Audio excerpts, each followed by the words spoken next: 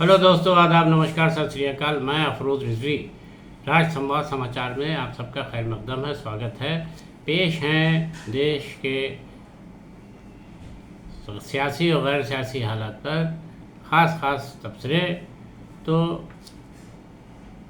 America के विदेश मंत्री के भारत दौरे पर भारतीय विदेश मंत्री एस जयशंकर ने उनसे काफ़ी विस्तार से बातचीत की है। इसमें दोनों देशों के बीच आपसी संबंधों को और प्रगाढ़ और मजबूत करने की दिशा में कई बिंदुओं पर बातचीत की गई है। और इसके अलावा एस जयशंकर ने अमेरिकी वीज़े को लेकर के भारत के लोगों के लिए नरम रुख अपनाए जाने की दरख्वास्त अमेरिकी विदेश मंत्री से की है। उन्होंने कहा है कि जिस तरीके से वहाँ पर वीज़े को लेकर सख्ती शुरू की गई है, इसमें वैध वीज़े को लेकर के आवागमन में कोई दिक्कत नहीं आनी चाहिए। समझा जा रहा है कि अमेरिकी विदेश मंत्री मार्को रूबियो ने इस पहलू पर आश्वस्त किया है कि वो अपने देश में ऐसी रुकावट नहीं आने देंगे।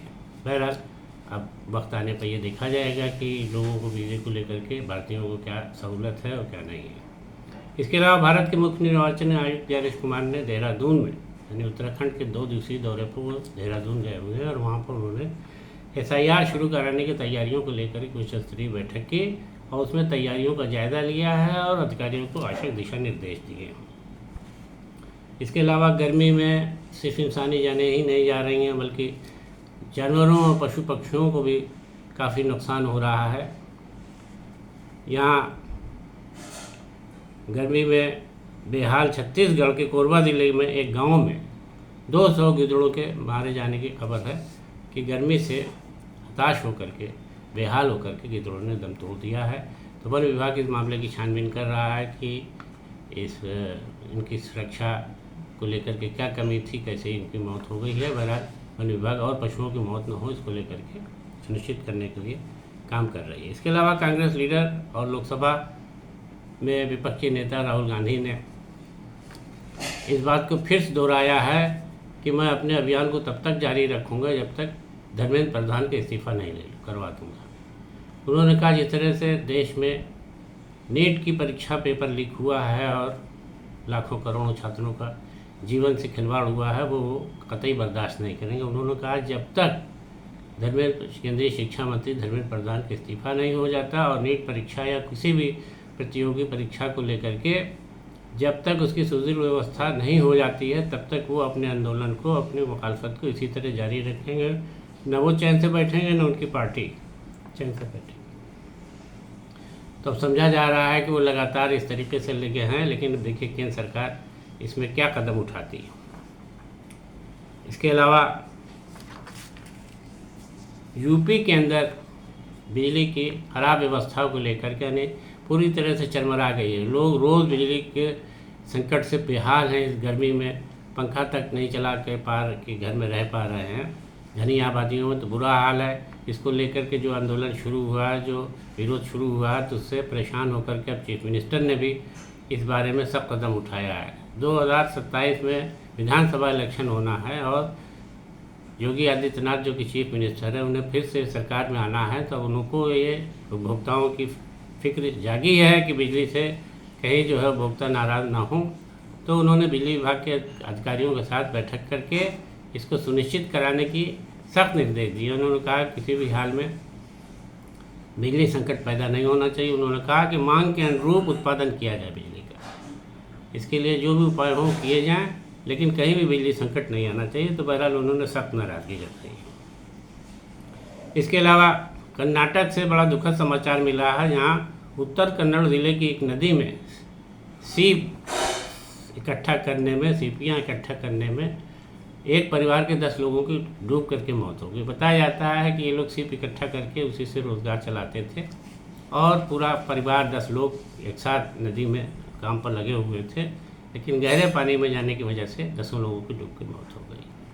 कर्नाटक के सरकार की तरफ से यानी सिद्धरमैया जो चीफ मिनिस्टर है, उन्होंने मृतक के परिवारजनों को 5-5 लाख रुपए की मुआवजा राशि देने की घोषणा की है। इसके अलावा गोरखपुर में अभी पिछले दिनों जमुना नदी और सरयू नदी और ये सब से कई नदियों से बच्चों के डूबने की खबर और लोगों के डूबने की खबर आती रहती है उत्तर प्रदेश में। तो अब गोरखपुर में एक भाई बहन सरयू नदी में नहाते वक्त डूब के मर गए। ये इलाका गोला क्षेत्र का है और इस तरीके से पिछले दिनों भी कई वाक़े हुए हैं, तो पुलिस ने लाश को बरामद करके पोस्टमार्टम के लिए भेज दिया।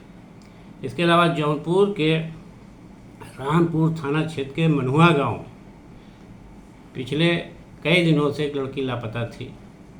22 वर्षीय छात्रा थी जो पढ़ाई कर रही थी। उसका शव कुएं से बरामद किया है और वहाँ मार के फेंकी गई या अपने से गिर के मर गई है।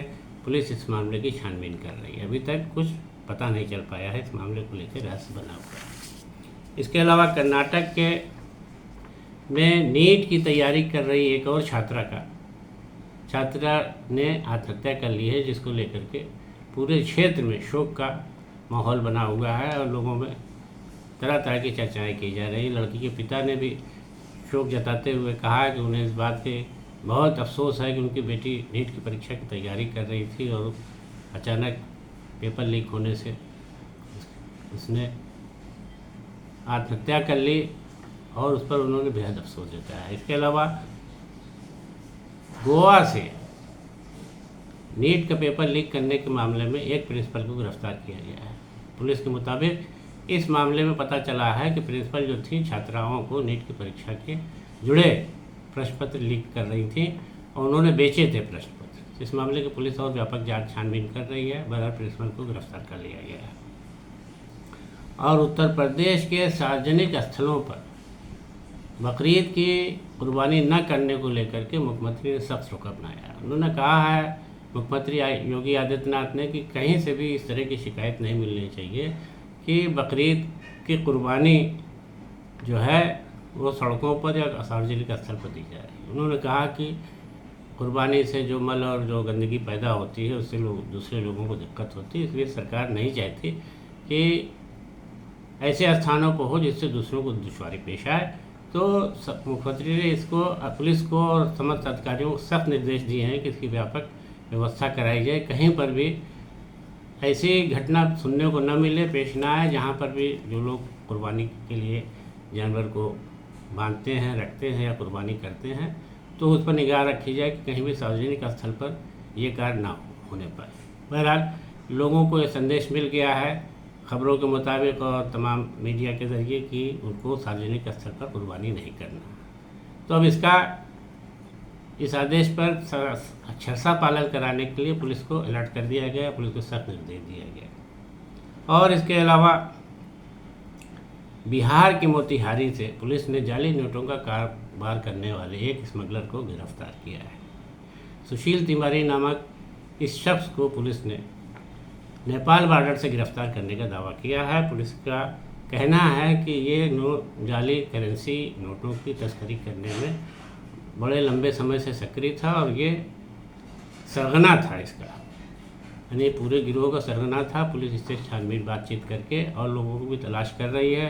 पुलिस ने इसके पास से नकली करेंसी बरामद की है और अभी बातचीत जारी है कि कहाँ कहाँ इसने जो है नकली करेंसी पहुंचाई है और कहाँ कहाँ इसका और कौन कौन लोग इसमें कारोबार से जुड़े हैं। तो इस तरीके से पुलिस जो है इस मामले का भंडाफोड़ करने के बाद जो है और सक्रिय हो गई है और समझा है, पुलिस ने कहा है कि अभी और भी लोगों की गिरफ्तारी की संभावना व्यक्त की है। तो दोस्तों, आज के तबसरे में इतना ही। दीजिए इजाज़त। नमस्कार, आदाब।